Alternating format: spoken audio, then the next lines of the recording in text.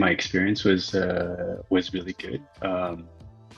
It was not the first deal that we had talked about. The one that we actually closed on. I felt that it was very professional and knowledgeable. At the same time, I can see that you were protecting your client, which is good. Even though I'm on the other side, right? I think it's good that to see someone that has their client in mind. Sometimes I see some, shadiness where brokers are just looking to get paid regardless.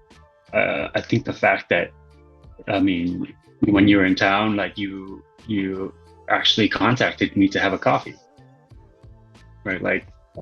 That's that kind of getting to know your, counterparty.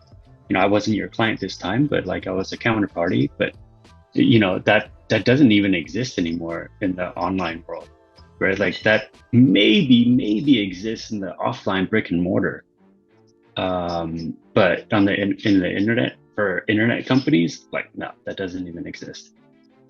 On the buy side, yeah, absolutely. I think it's like I said, it's a good blend of traditional relationship building, but at the same time, having